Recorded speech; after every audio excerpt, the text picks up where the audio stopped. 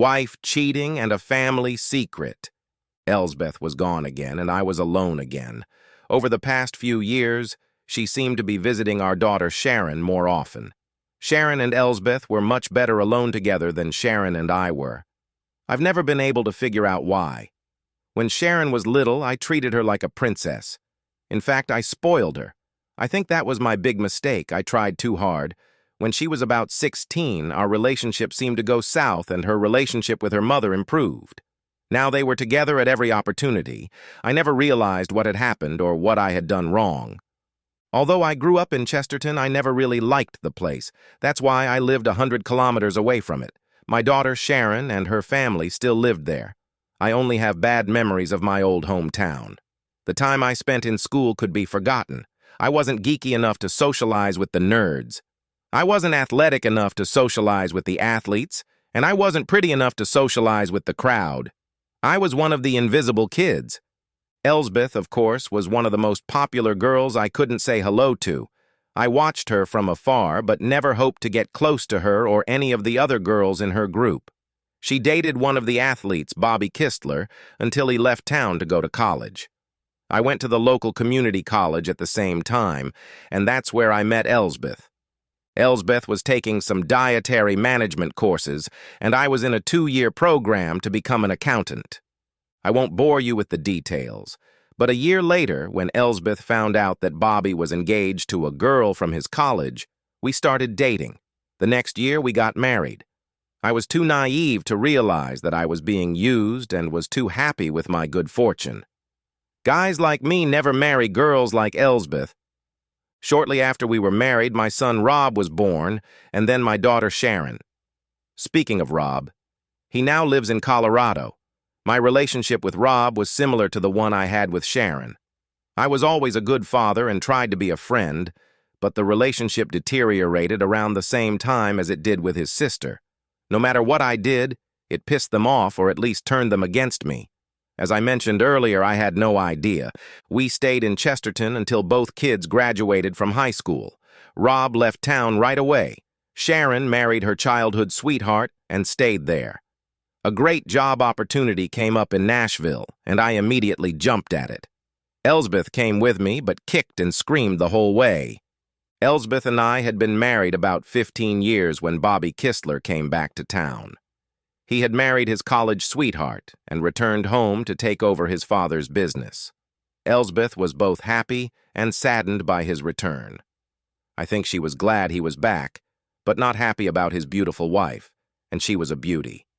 After his return, the next 4 years were tense for me. The relationship between Elsbeth and I began to deteriorate, and around the same time the children began to drift away from me. One strange thing I remembered was that Sharon seemed to be getting closer to Elsbeth, but Rob was drifting away from both of us. I was an accountant. I hated things that didn't add up. The next year, I was going to surprise Elsbeth with a trip to Italy for our 25th anniversary. The last 5 years in Nashville had been awful. I thought she would love living in such a wonderful city, but all she wanted to do was go back and see Sharon. She never mentioned going to Colorado to see Rob and his family. It seemed like she was spending more time with her daughter than her husband. The first thing she would do when she got home was start planning her next trip. The only positive thing about Elsbeth's trips to Chesterton was that she never tried to talk me into going with her. That was fine with me. My parents had moved to Florida, and my only contact with Chesterton was through the internet. Every day I logged on to see if anyone had died. I know that sounds a little morbid, but I took a strange pleasure in it. Friday morning, I got an unexpected phone call from Sharon. She rarely called me, especially when Elsbeth was with her. "Daddy, we've got a little problem. Mom fell and broke her ankle." "Oh, shit. How did that happen? Is she okay?" "She's fine, Dad. Last night she tripped over a dog and broke her ankle when she landed. You don't have to worry or rush over here or anything like that. Mom will stay with us until the doctor clears her to travel. I'll take her home and then I'll drive back." "That's good, if you say so. How long do you think it'll take?" "Probably 2 to 3 weeks. She's sedated now, but I'll have her call you when the meds wear off." "Are you sure you don't need anything? How are you going to pay the doctor's bills?" Our insurance will cover it. It's okay. Don't worry about it. Sharon hung up, and I sat in deep thought for a long time. Something was wrong, but I couldn't figure out what it was. I sat down at my computer with a cup of hot coffee and started looking through the obituaries. All of the dead were, as usual, strangers. For some reason, instead of closing the obituary page, I went to the local news. Funny how your life can change with one easy click of a button. The headline read, "Local resident killed in house fire." The story turned out to be even more interesting. Robert Keistler died early this morning in a fire that was apparently caused by a malfunctioning heater. Mr. Keistler died in his bedroom from carbon monoxide caused by the fire. Another resident of the home suffered a fractured ankle when she jumped from the roof of the second-floor porch. The victim was transported to a local general hospital by Keystone Rescue Squad. I found it interesting that they did not mention the name of the other resident, but indicated that it was a female. The rest of the article was general background information on Bobby. It mentioned that his wife Audrey had died of ovarian cancer about 4 years ago. It took less than a minute to get the phone number for the Keystone Rescue Squad. Hello, this is James Pearson. I understand that my wife was injured last night and you guys helped her. I'd like to know how much we owe you and how I can arrange payment for the services. That was a risky move. Heck, I might even have been wrong. But what did I have to lose? I figured they would be more than willing to give me the information since I was going to pay. I assume you mean Elsbeth Pearson. Is that correct? Yes, that's correct. How much do I owe you and where can I mail a check, or do you accept credit cards? Mr. Pearson, it looks like you're off the hook. Sharon Dietrich has already paid the bill in full. That's my daughter. I trust we're all in order? Quite all right. Thank you for calling, and I'm glad we could help you. This pretty much confirmed the collusion that existed between my wife and daughter. All the traveling back and forth was just so Elsbeth and Bobby could be together. The fact that my daughter seemed to know this and agreed to help was even more painful. I would have a hard time forgiving her. I had no idea how long Elsbeth had been seeing Keistler, but I assumed it started shortly after his wife died. It was right around the time we moved to Nashville. Coffee was replaced with cold beer. I needed to think. Something still didn't add up. Sharon and Elspeth had started getting strangely close long before we moved to Tennessee. I didn't understand something. Rob was due back from work in about 2 hours. We hadn't talked too much over the past few years, but I felt the need to hang out with him a little. Maybe he could help fill a few empty seats. I never finished that beer. The next time I took a sip, I felt hot. In fact, I didn't really need a beer right now.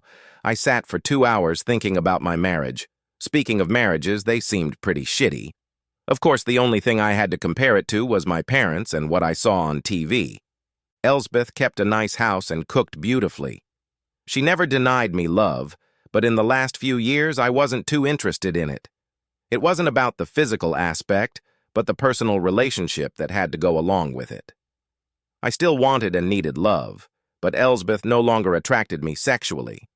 We never seemed to connect, and now I realize why. I didn't see her cheating as a disaster, but rather as an opportunity. Her affair made it easier for me to understand why we had drifted apart. Now that Bobby was dead, I was a little puzzled as to why she didn't want to come home as soon as possible. I figured she realized. The longer she waited, the less chance I had of connecting the facts. The longer she could keep from me that she had broken her ankle at the very time Bobby died, the better chance she had of hiding it. It was time to call Colorado. Rob, it's Dad. Hey, listen, sorry to bother you, but I was hoping you could help me with a few quick questions. Sure, Dad. What exactly did you need to know? There wasn't much enthusiasm in his voice. Rob, a few years ago, when you and Sharon were younger, we seemed to get along a lot better. Suddenly things went south. I've never been able to figure out what happened that made you two change. Is there anything you can share with me? I'd really like to know. I heard an exasperated sigh on the other end of the wire. I don't know, Dad. I think we've all just drifted apart. Sharon and I were starting to have those tumultuous years, you know? I realized this was going to be a wasted phone call. so I figured I might as well end it and start looking elsewhere for answers. Okay, Rob, if that's all you've got, I'll leave it at that. I just found out that your mother has been cheating on me for years. I just wondered if it had something to do with marital difficulties. I don't understand. It's not complicated, Rob. Infidelity, adultery, breaking marital vows, it shouldn't be too difficult to understand. No. That's not what I mean, Dad. You said you just found out. What does that mean? It's pretty simple, too. I just found out this morning that your mother's been making love to her old boyfriend for years. Oh, shit! That little fool! She set me up! You don't want to explain that? And it happened years ago when we were still in high school. Sharon and I came home early one day and found Mom making love to a guy in your bedroom. I ran out of the house, but Mom stopped Sharon and talked to her. Later I told Sharon that we were supposed to let you know as soon as you got home, but she said we couldn't. Why would she do that? Sharon told me that Mom told her that you were no longer able to perform your conjugal duties in bed, so you arranged for her to meet with that guy to do the job for you. Sharon claimed that Mom said that. She did. I know it seems a little implausible now, but Sharon insisted that we didn't tell you, because if you found out we knew, you'd be humiliated. Is that why you didn't say anything? Of course I did. I didn't know who I was more angry at, you or Mom. Now I think Sharon may have been in on it too. You kept quiet for 2 years until you could leave? Yeah. Now that I think about it, it sounds pretty stupid. Look, if you want to see a fool, look at me. It must have been almost 10 years before I found out. I'm the one who's so stupid. Daddy, how did you find out? Your mom was sleeping in his house when it caught fire. He died in an accident and your mother broke her ankle jumping out of a window. How did you find out about that? It's a little complicated. Let's just say it seems to be clearing up now. I'm sorry, Dad. I didn't know. Don't worry about it. You can make up with me later. By the way, don't talk to your sister and let her know I know. I think she's in on it with your mother. I'm sure she is. Let me know how I can help. I owe you a great debt. I had no intention of arguing with my wife about this. I would do what I had to do and move on. One thing I realized very quickly, there would be no divorce. I flatly refused to give her half of everything just because the state told me to. There were no advantages to divorce, especially if I lived abroad. I decided it was best not to bother Elsbeth during her mourning period. She had lost her lover. It would be tactless of me to intrude on her feelings at a time like this. I chuckled softly to myself as I had such thoughts. However, I took the time to get my finances in order. It took less than a week to get everything sorted out. The only thing that was a problem was with the bank that took out the mortgage on the house. I tried to quickly sign a statement of claim for them to make it easier for them to repossess the property. They refused and insisted that I fulfill my obligations, or they would sue me. I just smiled and walked out the door. The realization that my credit would be undermined didn't seem to bother me at all. In fact, I found it mildly amusing. It was amazing how much money could be raised if you thought hard enough. I had over $480,000 with me. For a whole week, I heard nothing from either Sharon or Elsbeth. I found that their deliberate attempts to avoid me strengthened my resolve. I had a passport and enough money to live without poverty for at least 20 years. After that, I would have to rely on my Social Security benefits, to which I would still be entitled, or on the generosity of wealthy women. Of course, the second part of this theory was just wishful thinking. I had no problem finding a small apartment in Cagliari, Sardinia. It wasn't far from the city center, but that didn't matter to me. There were plenty of small stores and restaurants within walking distance of me. I didn't speak Italian at all, but I didn't seem to have any trouble communicating. I was sure it would get easier with time. I had no idea what made me choose Sardinia, but I was glad I had made the choice. After opening a bank account, I applied for a residence permit and then opened a post office box in one of the nearby stores. Unfortunately, I felt the need to maintain some ties to the States. The biggest obligation that still rested on my shoulders was last year's income taxes. I couldn't risk my Social Security for unpaid taxes. That single prick of conscience and insecurity was going to be a problem for me later. For about 6 months, everything was going great. I was able to gather all the necessary tax information and file it on time. I was relieved when the IRS cashed my check made out to an Italian bank. Life was good. All the salesmen and waiters knew my name and my preferences. I bought a small laptop computer and enjoyed using the free local Wi-Fi. I learned to play dominoes and bocce. I no longer needed my rented mailbox, but I didn't close it. I decided I would just wait until the end of the year for the lease to expire. The store was close to the house, so it was easy to check in about once a week. It was a clear spring day and the square was crowded. I walked into the post office to do my weekly check when I heard her. "Hello, James. You're a hard man to find." Elsbeth looked good, but had aged a little and looked a little tired. I smiled at my wife. I didn't want to seem rude, but I also didn't want her to think I was happy to see her. This was a difficult situation that I hadn't expected or planned for. "You look good. I see that your ankle is healed." It was corny, and I know it sounded unnatural and insincere. As we were leaving the store, I glanced across the square and saw Sharon about 100 meters away. She was wearing a wide-brimmed hat and sunglasses, like a ridiculously cliched 60s movie. There was a small cafe a few steps away from us. We sat down at a table in the warm sunshine by the front door. "Would you like some coffee? Cream and no sugar, right?" As we sat down, Elsbeth smiled slightly and nodded at me. She seemed relieved to get an answer from me at all. I don't know what she was expecting. I walked into the store to place my order, but instead headed straight to the back room. The owner and I were on pretty good terms by then, and he seemed to notice something was going on. I smiled and pointed to the table outside where Elsbeth was sitting. He looked over, smiled back, and nodded as I slipped out the back door. A few minutes later, I was already standing on the second-floor balcony of one of my favorite restaurants, discreetly looking around the square. No one would have noticed me if they hadn't looked up. She waited patiently for a long time, but finally got up and went inside.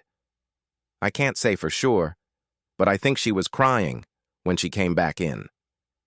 Sharon rushed over to her, and they had a little emotional conversation.